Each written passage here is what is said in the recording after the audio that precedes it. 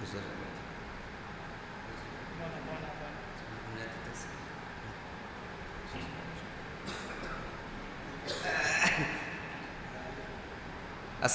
আলাইকুম ওয়া রাহমাতুল্লাহি ওয়া বারাকাতুহু।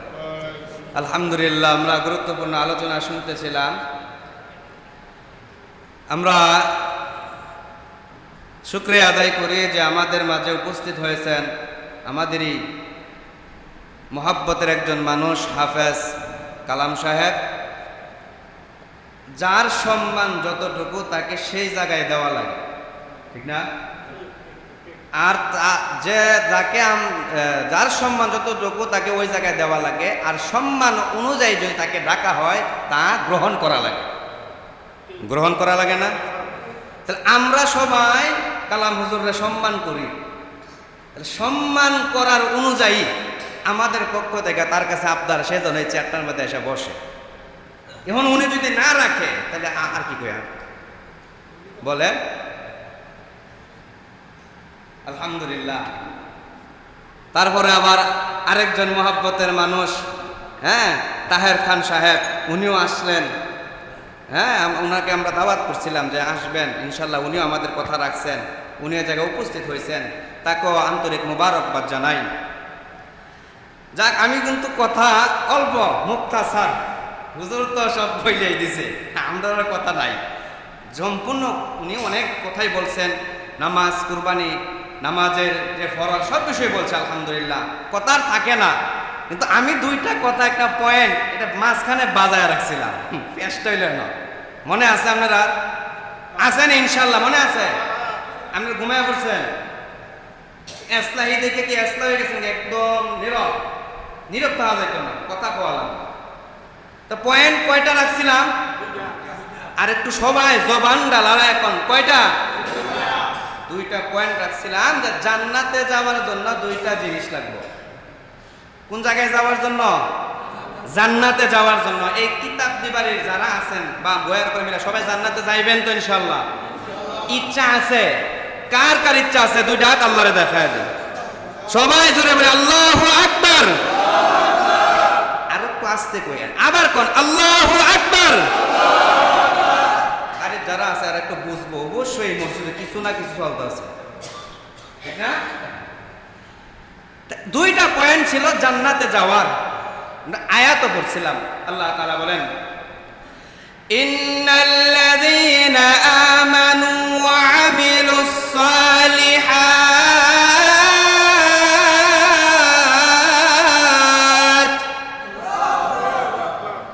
এই আয়াতটাই পড়ছিলাম, ঠিক না?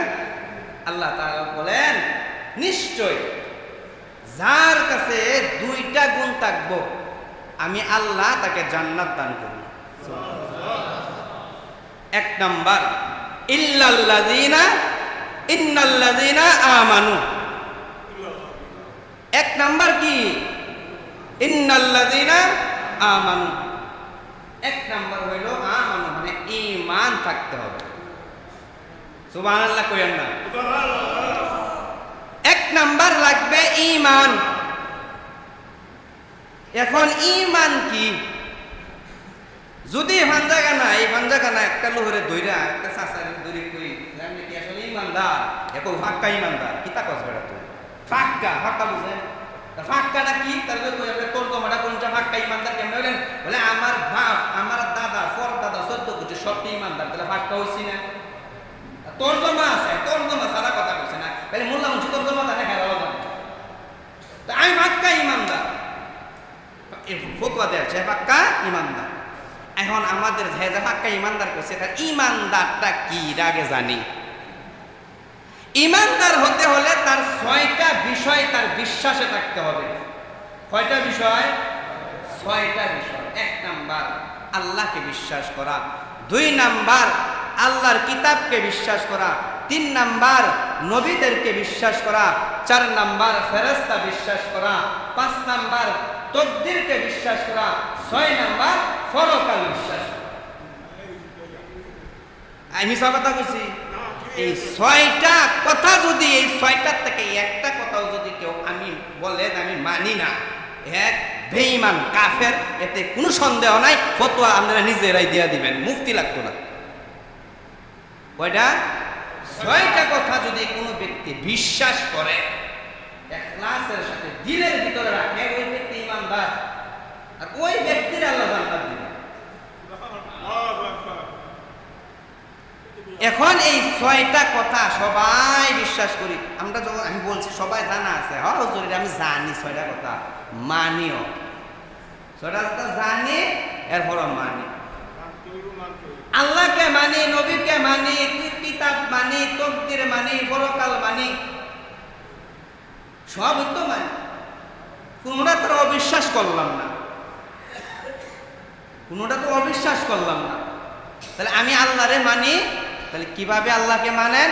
আল্লাহকে মানার ব্যাখ্যা ধরেন 3টা। 1 নাম্বার, আল্লাহকে মানা মানে আল্লাহর সমস্ত নাম, যে কয়টা নাম আছে প্রত্যেকটা গুণবাচক নামকে আপনার মেনে নেওয়া লাগবে। আল্লাহর একটা নাম আছে রহমান, গাফফার, সাত্তার, এভাবে অনেক নাম আছে, সমস্ত নাম আপনাকে মেনে নেওয়া লাগবে এক বাক্যে। 2 নাম্বার, আল্লাহ তাআলার যে ক্ষমতাগুলো আছে, গুণগুলো আছে, ওই সমস্ত গুণ আপনাকে মানতে হবে। এই গুণগুলো কি করতে হবে? আপনাকে মানতে হবে।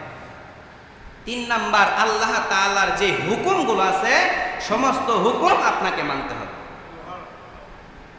এখন নামাজ পড়া, এটা হুকুম কার? আর আল্লাহর নামটা কইলে গুনাহই বলে, বুঝি না তো আপনাদের ভাষা, এই তুরি মানুষ আল্লাহর নাম কইলে মসজিদ কাফার কথা। আল্লাহ নামাজের হুকুমটা কার? আল্লাহ তাআলা হুকুম দিছে নামাজ তোমরা কায়েম করো, নামাজ পড়ো। মুয়াজ্জিন যখন ডাক দেয়, মসজিদে খুঁজে পাই মাত্র 3 জন। কয়জন? 3 জন। আর বাহি হেরা কি? হেরা তো ফাঁকা ইমানদার হতো দেয় আগে। আমরা খুঁজে পাইলাম কয়জন? 3 জন। তাই আপনি না আল্লাহরে মানে কইলেন, তা আল্লাহর বিধান, আল্লাহর হুকুম নামাজ পড়া, তেমনি এই 3 জন কে বাহিরা বাহি হিসাব রাখো। বাহিজন কোথায়? এই যে ইমানদার বার হইছে। আল্লাহ তাআলা বলেন আমাকে মানো মানে আমার হুকুমকে মানো।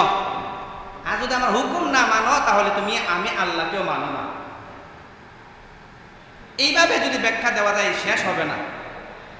1 নাম্বার, আল্লাহকে মানতে হবে, নবীকে মানতে হবে, কিতাবকে মানতে হবে, তকদির মানতে হবে এবং পরকাল মানতে হবে।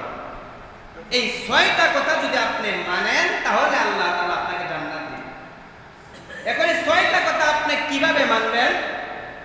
আল্লাহ তাআলা নমুনা দেখাইছেন, বলে এই 6টা কথা মানবা তো তাদের মতন মানো। কাদের মতন? আল্লাহ বলেন আমিনু কামা আমানান নাস। আল্লাহ কয় মানো তাদের মতন মানো। বলে কাদের মতন? বলে সাহাবায়ে কেরামের মতন মানো। সাহাবায়ে কেরাম, সাহাবায়ে কেরামের নাম শুনছেন আপনারা?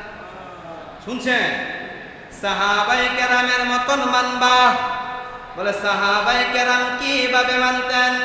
সাহাবায়ে কেরাম কেমন আল্লাহকে মানতেন, কি কেমন নবীকে মানতেন, কেমন তকদির বিশ্বাস করতেন, সাহাবায়ে কেরাম কেমন কিতাবকে মানতেন, কিভাবে পরকাল তারা বিশ্বাস করতেন। ও মুসলমান, ও কিতাবটি গ্রামের মুসলমান, শুনিয়া নেন সাহাবায়ে কেরাম কিভাবে আল্লাহকে মানতেন। তাদের উপরে নির্যাতন করা হতো, তোমরা ঈমান ছেড়ে দাও, 6টা কথা ছেড়ে দাও, একটা কথা ছেড়ে দাও। সাহাবায়ে কেরাম বলে দিতেন, ও বেঈমান শুনে নাও, আমার জীবন চলে যাইতে পারে, একটা সেকেন্ডের জন্য 6 কথার একটা কথাও আমি ছাড়তে পারি না। ও মুসলমান, সাহাবায়ে কেরাম যেইভাবে 6টা কথা মানতো, আপনাকে আমাকেও সেইভাবে 6টা কথা মানা লাগবে।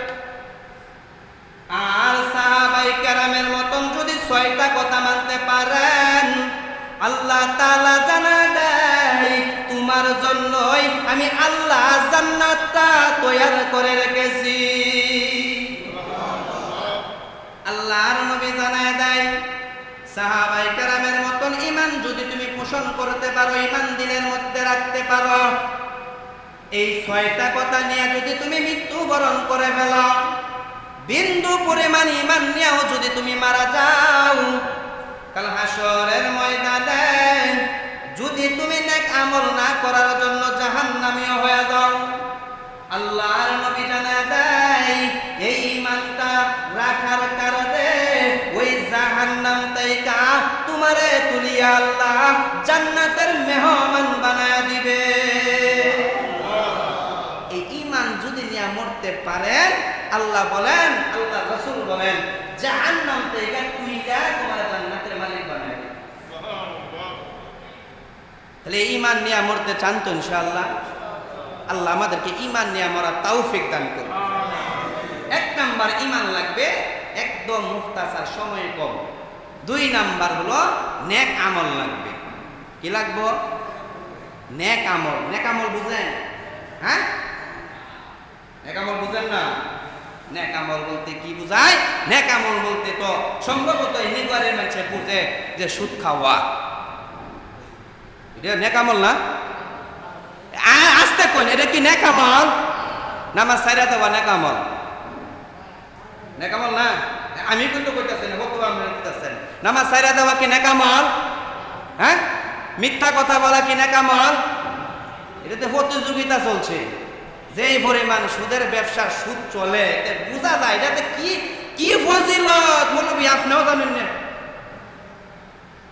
এটাতে কি ফজিলত, এটা আপনিও জানেন না, এটা আমি জানি। লাভ আর লাভ, লাভ আর লাভ। সুদ খাওয়া মনে হয় নেক আমল না আপনাদের এলাকা? হ্যাঁ, নামাজ ছেড়ে দেওয়া মনে হয় নেক আমল না? তাইলে নেক আমল কি আমি কই? নামাজ পড়া মনে হয় নেক আমল? রোজা রাখা, যাকাত দেওয়া, হজ করা, রমজানে রোজা রাখা, তারাবি পড়া, ইফতারি করা, সাহারি করা, কুরবানির সময় কুরবানি দেওয়া নেক আমল নাকি? এই নেক আমল। এই সমস্ত নেক আমল যদি করতে পারেন, নামাজ, রোজা, হজ, যাকাত, কুরবানি সব মিলায় যদি আপনি আমল সহি করতে পারেন, আল্লাহ তাআলা বলেন আপনার জন্যই জান্নাত। সুবহানাল্লাহর আওয়াজে বুঝা যায় মেরে জান্নাতে যাওয়ার ইচ্ছাই নাই। জোরে কোন সুবহানাল্লাহ। একবার সুবহানাল্লাহ বললে আল্লাহর রাসূল বলেন জান্নাতের মধ্যে তার জন্য একটা গাছ লাগায়া দেয়। কার লাগা লাগায়া দেয়? যেই বান্দাটা সুবহানাল্লাহ বললো, হইলে হুজুর আছে, মিছা হইলে হুজুর কান্তা বলবে, পারমিশন দেওয়া। একবার সুবহানাল্লাহ বললে তার জন্য আল্লাহ জান্নাতের মধ্যে গাছ লাগায়া দেয়। তাহলে যেই বান্দাটা সুবহানাল্লাহ পড়লো তার জন্যই জান্নাতে গাছ লাগানো আছে। তাহলে আমি সুবহানাল্লাহ হইলিয়া জান্নাতে গাছ লাগাইছি, তাহলে গাছের দ্বারা যদি যাই তাহলে জান্নাতে যাওয়া হইল, ঠিক না? তাহলে একবার সুবহানাল্লাহ পড়লে আল্লাহ জান্নাতে গাছ লাগায়া দেয়। তাহলে বলেন জোরে সুবহানাল্লাহ। গাছ লাগাই দিছে, আবার বলেন সুবহানাল্লাহ, আরেকটা গাছ লাগাই। এমনি পড়তে পড়তে যত পড়বেন তত গাছ, যত পড়বেন তত গাছ। গাছটা কত বড় এটা ব্যাখ্যা ওখানে দেন যেত না, একদম সময় তোমার 5টা মিনিট। আমি হুজুরে আগে একটা সিঙ্গার মারছি, আশা ছিল এই দুইটা বিষয়ে বিস্তারিত আমি একটা আলোচনা করলাম, হয়তো সময়ের স্বল্পতার কারণে পারতেছি। তাহলে এই আর 2 নম্বর যে গুণটা লাগবে সেটা হলো নেক আমল। আমাদের নেক আমল করম দূরের কথা, নেক আমলের কমতি আছে। আর এই নেক আমলের কমতি, এরপর আমাদের ভিতরে লজ্জা আসে না, চিন্তা আসে না, হাই রে আমি তো এই ফজরের নামাজ পড়ি নাই, জোহরের নামাজটা পড়ি নাই, আসর তো পড়ি নাই, মাগরিব পড়ি নাই, ইশা পড়ি নাই। এই অনুভব, এই চিন্তা দিলের মধ্যে আসে না, আসে না। অথচ নজর করে তাকায় দেখেন আল্লাহর পয়গম্বরের একজন সাহাবী যার নাম ওমর রাদিয়াল্লাহু তাআলা আনহু, যে ওমর ইন্তেকালের পরে তাকে যখন গোসল করায়, গোসলের সময় তার শরীরের মধ্যে দাগ দেখা যায়, বাড়ির দাগ দেখা যায়। ওমরের শরীরের মধ্যে যখন বাড়ির দাগটা দেখা যায়, সাহাবাই মনে মনে ভাবলেন উমরের আবার শরীরের মধ্যে দাগ কেন? উমরকে কে মারলো, কে মারলো? সবাই চলে গেলেন, চলো যাই উমরের বাড়িতে চলিয়া যাই। উমরের বাড়িতে একটা ডায়েরি আছে, যেই ডায়েরির মধ্যে উমর তার জীবনের হিসাব লিখে গেছে। চলো না যাই, আমরা ওই ডায়েরির কাছে চলে যাই। উমরের ছেলের কাছে চলে গেলেন, বলে তোমার বাবার একটা ডায়েরি আছে, আনো আমরা দেখতে চাই। ডায়েরিটা না হলো, ডায়েরি খুলে দেখে ডায়েরির মধ্যে উমর লেখা রাখছে, যেই দিন উমরের নেক আমল কম হয়ে যাইত, উমর 80 রাকাত নফল করবে তো 60 রাকাত পড়লো, 20 রাকাত করে নাই। কোনো একদিন যদি জিকিরের কম হয়ে যায়, জনগণের খবর নিতে যদি কমতি হয়ে যায়, আল্লাহর নবীর সাহাবী এই উমর রাদিয়াল্লাহু তাআলা আনহু নিজের শরীরের মধ্যে চাবুক দিয়ে আঘাত করতেন আর বলতেন, এরে উমর, তোমারে আল্লাহ বাদশাহী দান করেছে, খলিফা বানাইছে, তুমি এখন খলিফা, তুমি একজন প্রধানমন্ত্রী। এই প্রধানমন্ত্রী হইয়া বিলাসিতাই থাইকা তুমি আমল কম করে ফেলেছ রে উমর। এই কথা যদি আল্লাহ জিগায়, আমি উমরের জবাব থাকবে না। এই চিন্তা কইরা উমর নিজের গায়ের মধ্যে বেত দিয়ে আঘাত করতেন, আর সেই বেতের আঘাত চিহ্ন হয়ে আছে। সাহাবায়ে কেরাম গোসল দেওয়ার সময় তা দেখতে পায় যে উমরের শরীরের মধ্যে নিজে আঘাত করে আমল কেন কমতি। ও মুসলমান, কে সেই উমর জাননি? আল্লাহর পয়গম্বরের বিবি আম্মা জান আয়েশা সিদ্দিকা রাদিয়াল্লাহু তাআলা আনহা আল্লাহর নবীকে একদিন বললেন, আল্লাহর নবী গো, আপনার কাছে আমি একটা প্রশ্ন করতে চাই গো নবী। নবী বললেন, আয়েশা প্রশ্ন করে ফেলাও। আয়েশা বললেন, আল্লাহর পয়গম্বর, আকাশের মধ্যে অনেক তারকা দেখা যায়, ওগো আল্লাহর নবী, ওই তারকা গণনা করে শেষ করা যাবে না। আপনার কাছে জানতে চাই, আপনার কোন উম্মত এইরকম আসেনি যার নেক আমল গণনা করে শেষ করা যাবে না? আল্লাহর নবী বললেন, আয়েশা, আমার একজন সাহাবী আছে যার নেক আমল গণনা করে শেষ করা যাবে না। বলে, নবী গো, ওই সাহাবীটা কোন সাহাবী? আল্লাহর নবী বললেন, ওই সাহাবী হইল আমার উমর রাদিয়াল্লাহু তাআলা আনহু। এই সাহাবী হইল আমার উমর, যার আমল গণনা কইরা শেষ করা সম্ভব না। সেই উমর আমলের কমতির কারণে নিজের গায়ে লাঠি দিয়ে আঘাত করে। কি বুঝলেন? আর আপনি ফজর নাই, আপনার ফজর নাই, জোহর নাই, আসর নাই, মাগরিব নাই, এশা নাই, দোকানে দোকানে বসলেন, কোন একটা মজমায়ে বসলেন, বন্ধু বান্ধব আড্ডা দিতে যায় নামাজ ছেড়ে দিলেন। ও মুসলমান, এই নামাজ ছাড়িয়া কাল হাসরের ময়দানে উঠবেন। নামাজের কারণে আল্লাহ তাআলা আপনাকে জাহান্নামের আসামি বানায়া দিবে। কারণ কাল হাসরের ময়দানে সর্বপ্রথম তোমার থেকে নামাজের হিসাব নিয়ে নিবে। কি হিসাব দিবা তুমি আল্লাহর কাছে? তোমার তো নামাজ নাই, তোমার ফজর নাই, যোহর নাই, আসর নাই, মাগরিব নাই, এশা নাই। বলো মুসলমান, তুমি কি জবাব দিবা? ও বাস, কি জবাব দিবেন আপনি? পাঁচ ওয়াক্ত নামাজ নাই, 5 ওয়াক্ত নামাজ তো আপনার অ্যাকাউন্টে নাই, কি জবাবটা দিবেন? হ্যাঁ, আল্লাহ যদি জিগায়, ওই কিতাব দিবারের মানুষ, তোমার নামাজ কই?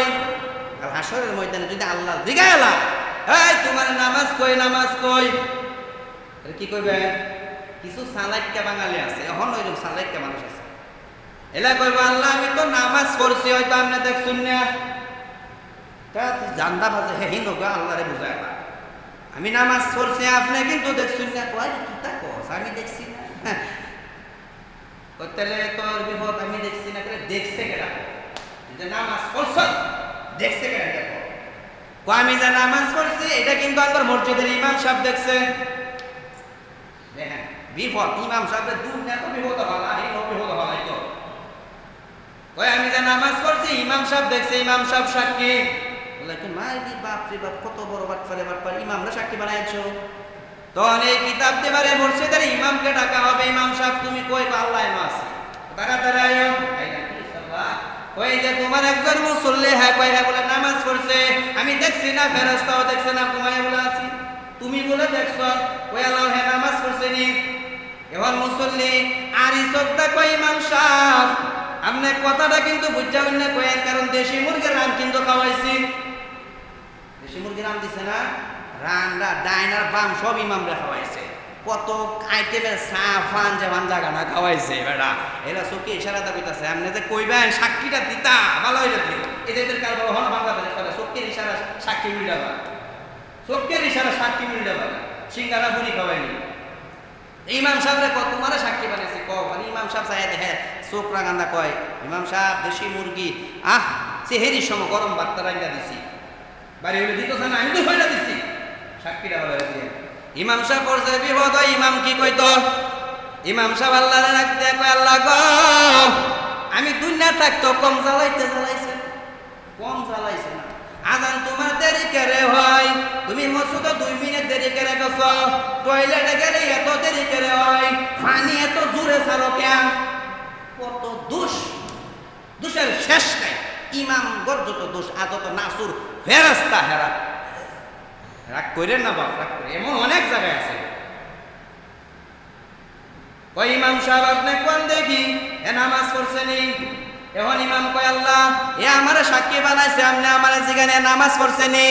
ইমাম তখন হেকমত কাটায় কয় আল্লাহ সামনে রিবেল আমি পশ্চিমে কেবলার দিকে দাঁড়াইয়া আল্লাহু আকবার কয়া হাত বানছি, পিছন দিক দিয়ে আইছে কি আইছে না আমি কিন্তু দেখছি না, আমি তো সামনে চাই বলছি আইছে না আমি দেখবাম কেন, নামাজ তো ভিসে চাই থাম আই জি হন তো আল্লাহ কয় হে ইমাম সাহেবের কইছো সাক্ষী, ইমাম তো সামনে কেবলার দিকে চাইয়া আসিল, তুমি তো ভিসে আইছে এটা দেখছে না, এখন কি তাকে তোর হ্যাঁ। আল্লাহ কয় চিন্তা করবা না, একটা মেমোরি আছে, একটা মেমোরি আছে। আল্লাহ কয় মেমোরিটা নিয়েও ফেরেশতা পর্দার মধ্যে চাইরা দেওয়ার বিশ্বকাপ খেলা যেমনে ছাড়ে এমনি ছাড়বো, দেখো টিভির মধ্যে, টিভি হিন দেখা যায় তাহলে আসছে হ্যাঁ হ্যাঁ, তো তাহলে এখন হতো হবে হুজুরে বলছে টিভি বললে আল্লাহ হিট করে দেবে, আমরা এখন দেখবো অসুবিধা কি, আল্লাহ এমন একটা টিভি ফিট কইরা দিব তোমার জিন্দেগির আমল দেখায় দিবে। বলে ইমাম সাহেব সাক্ষী বানাইছো, ইমাম কই সামনের দিকে আছেন পিছন দাইছো কিনা জানে না, তাহলে একটা কাম করো, তোমার একটা মেমোরি আছে জিন্দেগির মেমোরি, আল্লাহ কই ফেরেশতা ওই মেমোরিটা লাগায়া দাও, ফেরেশতা মেমোরি লাগায়া দেয়, তখন দেখে ওই যে হিসাবটা কইছেন আল্লাহ আপনি দেখছেন না, তখন দেখে ওই বান্দাটা বান্দাখানা বইয়া বিড়ি টানে, কি টানে, মাগরিবের আযানের সময় বিড়ি টানতেছে, আল্লাহ কইলা কেলা তো দেখা যায় আমার মতো নয়, আমার মতো হ্যাঁ যে অস্বীকার করতে পারে না, আল্লাহ কইলা কেলা কয় আমি তো দেখা যায়, দেখা যাক আল্লাহ সামনে দেহা মাগরিবের নামাজ কইরা বিড়িটা তো লয়া কিতাব দিবারে সামনে দিয়া যা, সামনে দাদা এমনি কয় এইটা কি দেখা যায়, কলে মসজিদ দেখা যায়, বলে আল্লাহ মসজিদের 6টা ফ্যান কিন্তু আঙ্গুর বাইতে দিছি,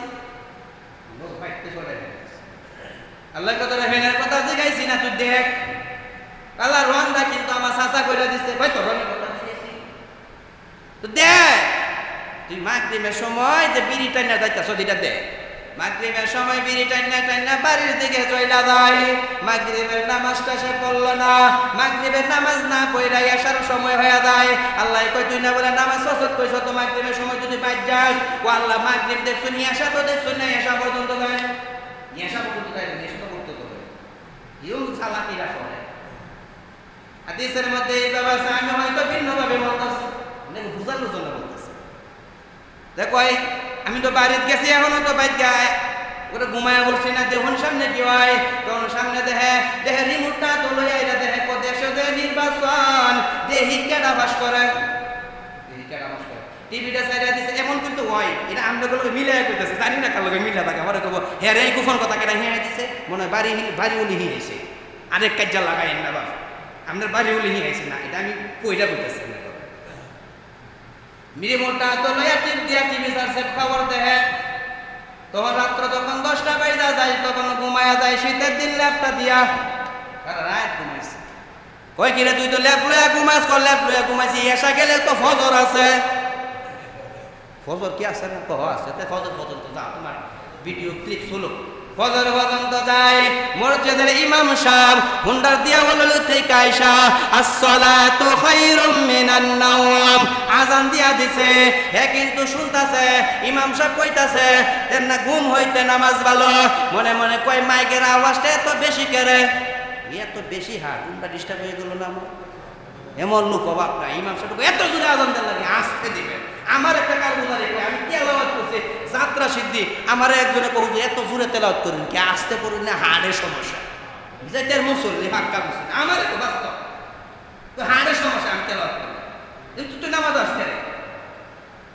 দেখো ইমাম সাহেব জোরে আজান দিছে আমার কমিটির স্টাফ আল্লাহ কয় ঠিক আছে ডিস্টার্ব সামনে দিব না আসতে এখন ঘুমাই কেটা আমি তো সারা গাড়ি তুই বদরের সময় ঘুমাস কে শীত বেশি দেয় অবস্থি না গরমের সময় নামাজ পড়াম না কোন সময় গরমের সময় আল্লাহ কয় ঠান্ডা গরমে যাও গরমে যায় দেখে এমন গরম এই সময় কি রুচতে লাগছে যদি আগে এই গয়ার বন্ধ বা এদিকের বন্ধ না যায় যদি সিরিয়াল আগে না লয় তাহলে ভাই হইতো না বদরের আগে গেছে আমি বাস্তব দেখি আজানটা দিয়ে বাড়ি করতাম একজনে গরু লইয়া বারো একজন কুদাল লইয়া বারো উড়ি লইয়া বারো ডাক দে তাড়াতাড়ি ভালো বেটা মাটি কাটা লাগবে অথচ বদরের নামাজটা পড়ছে বাস্তব করতেছে মাটি কাটা লাগবে বদর করে না এটা মনে আল্লাহ দেখে না এটাও আল্লাহ দিকে দিকে কুদাল লইয়া বারো স্যার গরু ফজর কই তখন কইব গরমে নামাজ পড়াবাম তখন হ্যাঁ পানি লইয়া দর গরু লইয়া দর উড়ি লইয়া দর আল্লাহর কাছে তখন কই আল্লাহ আল্লাহ এই তো শব্দ দিয়ে ধরা খাইয়া গেছি গা আল্লাহ কই তুমি না কইছো নামাজ পড়ছ ইয়া ভক্ত নামাজ ওই করতেই না ইমামরা সাক্ষী বানাইছ ইমাম কই সামনের দিকে বিড়া খাইছি পিছনে এই নাচর বান্ধা আছে কিনা জানি হই না এখন তুমি কইছো তুমি পড়ছ ভিডিও চালাম ভিডিওর মধ্যে কিছুই দেখি না তুমি কও ফ্যান দিছ রং কইরা দিছ আজারে আলাপ করো নামাজের কথা কও ওই আল্লাহ তাইলে বোঝা যায় নামাজ নাই তাহলে বোঝা যায় আমার কিতা নাই নামাজ নাই তাহলে তুমি কওয়ালা তুমি কয়ালাও নামাজ না থাকলে কোন জায়গায় যাওয়া লাগবে তুঙ্গর মসজিদের ইমাম যিনি আসিল মুফতি সোহেব আহমেদ জুমার দিন বয়ান করছে নি না চুপ কইরা বয়া ছিল বলে হ বয়ান করছিল কিতা বয়ান করছে নামাজ না পড়লে জাহান্নামে যাওয়া লাগবে আমি কিন্তু সবার শেষে গেছি পুরাপুরি শুনছি না পুরাপুরি শুনছি না সবার লাস্টে গেছি ইমাম সাহেব খুতবা দত্ত খালি উষ্টা খাইয়া পড়ছি আর বাড়ি এতটা পুরাপুরি শুনছি না এই জন্যই কিতা আমি নামাজ পড়ছি না আমি এদিকে পড়ছি না এটাই কি কর তাহলে ইমামের লোকে কি একদিনও চা খাইছ না বলে হ খাইছি ইমাম কে কইছে না নামাজের লেগে কইছে তাহলে গেলাটা কেরে বলে ইমাম ওই ভালো লাগছে না লেগে গেছি না এমনি তার শেষ হইতো না শেষ পর্যন্ত কইয়া শেষ হইতো না আমিও কইতা শেষ করতাম না শেষ পর্যন্ত দেখা দে 60 বছরের জিন্দেগি তার এই নাটক সিনেমা কইতে কইতে শেষ একক তো নামাজ হলো আল্লাহ কই এখন তুমি কি করবা তোমাদের নামাজই হয় না নামাজই হয় না তাইলে তো করার কিছু নাই জাহান্নামের তক্তা গলায় ঝুলানি ছাড়াও হয় না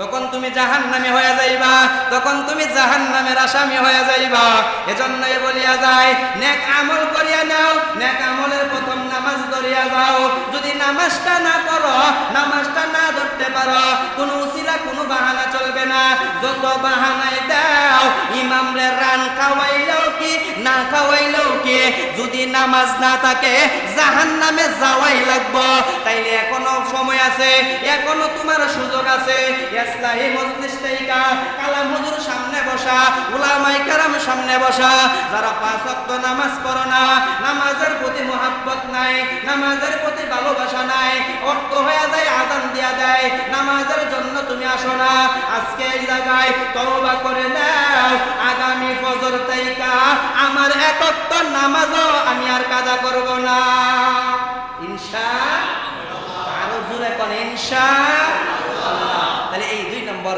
নেক আমলের মাধ্যমে আল্লাহ তাআলা জান্নাত দান করবেন কথা কম গেছি অনেক বেশি বেশি কইছে দিকে কি রাগ করছে আল্লাহর রাস্তায় সবাই মাফ করে দিবেন আর যেহেতু কালাম হুজুরের জায়গায় উপস্থিত হয়ে গেছেন হুজুরও মুক্তাসার একটু তেলাওয়াত করে দুটা কথা বলবেন আমাদেরকে দিক নির্দেশনা দিবেন আর আমরা এই মজমাটা এই যে মজমাটা আমরা আয়োজন করছি ইসলাহি মজলিস এর পিছনে সর্বপ্রথম যার অবদান ছিল আমাদের মিদ্যাবাড়ির হুজুর হাফেজ মাওলানা দেলোয়ার হোসেন রাসেল তার জন্য অন্তর থেকে মুবারকবাদ তার জন্য দোয়া করে আল্লাহ যেন তার ইলমের মধ্যে বারাকাত দান করে আর আপনাদের মসজিদে ইমাম তারও অনেক মেহনত ছিল মাওলানা সোহেব আহমেদ তার জন্য দোয়া করে আল্লাহ যেন তাকে নেক হায়াত দারাজ করে আরো যারা ছিল মুর্শিদ ভাই তাইজু ভাই তারাও অবদান দিয়েছেন এই মজলিসটার জন্য তাহলে এই মজলিস হোক কে কে চান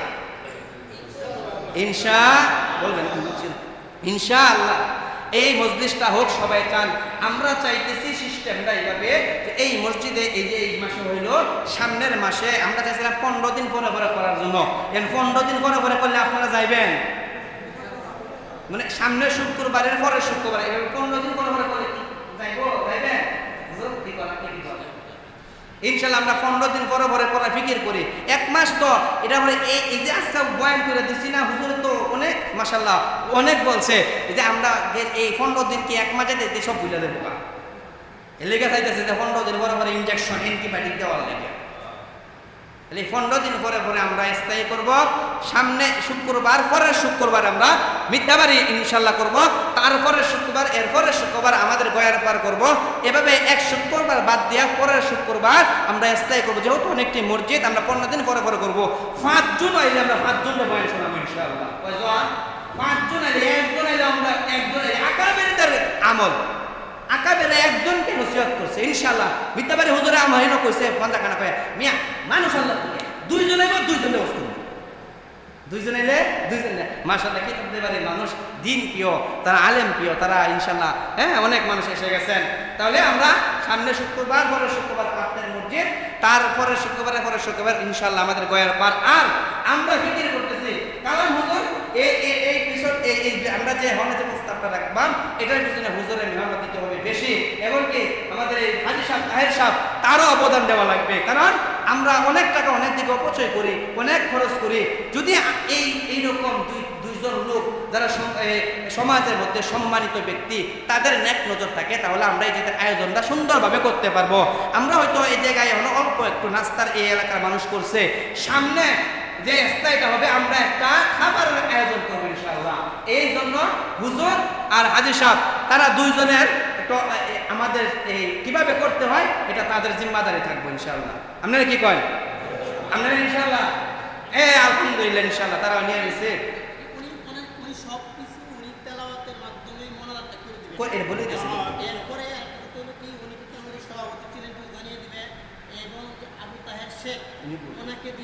ইনশাআল্লাহ শোনেন, তাহলে আমি তো হিনো যাবো, তো খেয়াল আছে, তাই বলছি ওনারা 2 জনের দায়িত্ব নেবেন, আমরা ওনাদের সাথে থাকবো। আমরা 6 জন ইমাম ওনার সাথে থাইকা সামনে একটা খাবারের আয়োজন যেমনি করুন লাগে সবাই, আমরা সবাই শরীর থাকবেন ইনশাআল্লাহ। যার পারেন 100 পারেন, 50 পারেন, 200 পারেন, 500 পারেন, সবাই সামিল থাকবেন, থাইকা আমরা একটা ব্যবস্থা করব। এইভাবে যদি আয়োজন করি আমরা ইনশাআল্লাহ একটা বছর 12টা মাস, 12 মাসে ইনশাআল্লাহ 24টা স্থায়ী যদি করি ইনশাআল্লাহ, মন বলে মসজিদের জুমার দিন যে মুসল্লি হয় ফজর সেই মুসল্লি হবে ইনশাআল্লাহ। সবাই মেহনত করবেন ইনশাআল্লাহ, সবাই দাওয়াত দিবেন মানুষকে আমাদের এই স্থায়ী মজলিসে আসার জন্য। আমি আর কথা বাড়াইলাম না, এই পর্যন্তই কথা থাকবে। আর এখন আমাদের যে হাজী সাহেব, তাহের সাহেব, উনি কিছু কথা বলবেন, তারপরে আমাদের মুরব্বী হাফেজ কালাম সাহেব উনি তেলাওয়াত আর একটু কথা বইলা দোয়া করে শেষ করে দেবেন ইনশাআল্লাহ। আল্লাহ সকলকে বুঝার তৌফিক দান করুক। আমার কথাই যদি কেউ কষ্ট পান, কোনো ভুল হয়, আল্লাহ রাস্তায় মাফ করে দেবেন। আল্লাহ তাআলা আমাদের সকলকে আমল করার তৌফিক দান করুন। সবাই বলে আমিন।